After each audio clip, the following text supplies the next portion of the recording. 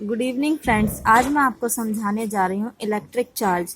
आपने पिछली वीडियो में मेरे में देखा होगा कि मैंने इसी चैप्टर का आपको इंट्रोडक्शन दिया था, class 12 chapter 1 electric charges and fields. उस इंट्रोडक्शन में मैंने आपको बताया था कि तब दो चार्जेस सेम होते हैं, मतलब लाइक चार्जेस होते हैं तो वो रिपेल करते हैं और अनलाइक चार्जेस होते हैं तो वो अट्रैक्ट टू ईच अदर होते हैं।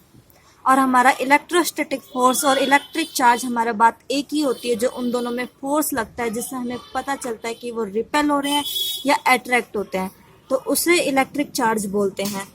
अब हमारा इलेक्ट्रिक चार्ज को हम थोड़ा डिटेल में पढ़ेंगे तो हमें बताया गया कि historical the credit of discovery of the fact that amber rubbed with wool और silk cloth attracts like objects goes to Thales of Miletus Greece.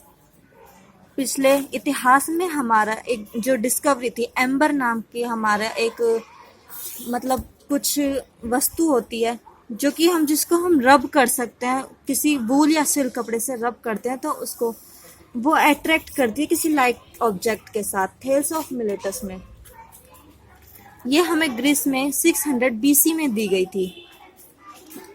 इसको ग्रीक भाषा में इलेक्ट्रॉन बोला जाता है एम्बर को, और इस टाइम में इसको इलेक्ट्रिसिटी बोला जाता है। अब इसको हम थोड़े इसके एक्सपेरिमेंट बताते हैं कि अगर हमारे पास दो ग्लास रोड होती हैं और अगर उस ग्लास रोड को हम किसी सिल्क थ्रेड या सिल्क कपड़े या वूल कपड़े के साथ रब करते हैं और दोनों ग्लास रोडों को एक दूसरे के पास लेकर जाते हैं तो वो रिपेल करेगी।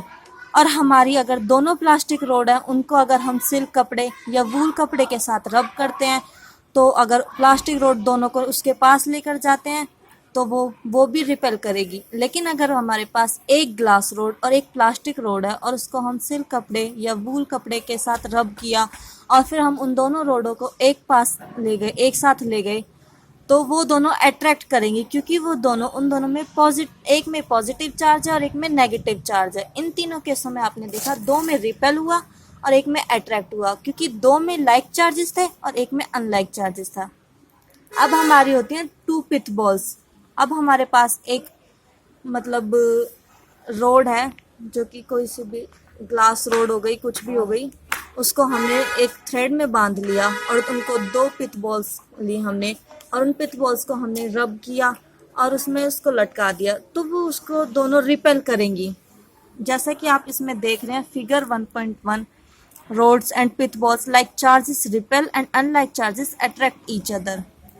और हमारे पास कोई स्ट्रिप है कागज की, एक पतली स्ट्रिप, और उसको हमने एक टीवी के पास लेकर जाते हैं। पहले तो हमने एक थिन स्ट्रिप ली और उस पर थोड़ा सा आयरन कर लिया हमने, और उसको हम टीवी या किसी मॉनिटर स्क्रीन के पास लेकर गए तो हमने देखा कि वो स्ट्रिप जो होती है अट्रैक्ट हो जाती है, क्योंकि उसमें हमारे में एक पॉजिटिव चार्ज होता है और एक नेगेटिव चार्ज।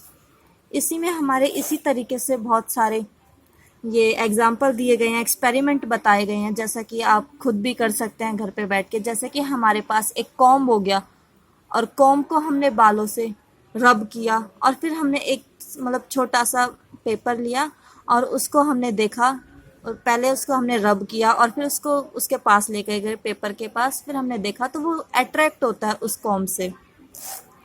ऐसे ही हमारे पास कई तरीके होते हैं जिससे हम करके देख सकते हैं। हमारी पिथ बॉल्स हो गई, ग्लास रोड हो गई, और इन सारी चीज़ों से हम ये एक्सपेरिमेंट करके देख सकते हैं। और हमें बताया गया है कि हमारे यही टू टाइप्स ऑफ चार्ज होते हैं, इलेक्ट्रिक चार्जेस ऑफ मतलब two types of electric charges, positive and negative, जिनका नाम साइंटिस्ट में बेंजामिन फ्रैंकलिन ने रखा था। प्रोटॉन और न्यूट्रॉन का नाम पॉजिटिव और नेगेटिव चार्ज। अगर हमारे पास एक पॉजिटिव चार्ज है और नेगेटिव चार्ज है, एक की वैल्यू रख देते हैं हम 5, दूसरे की भी वैल्यू रख देते हैं 5, और अगर उसको हम दोनों को ऐड करते हैं, सम करते हैं, तो हमारा आएगा 0।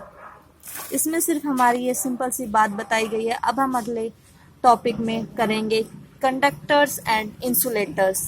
उसकी नेक्स्ट वीडियो देखने के लिए हमारे डिस्क्रिप्शन में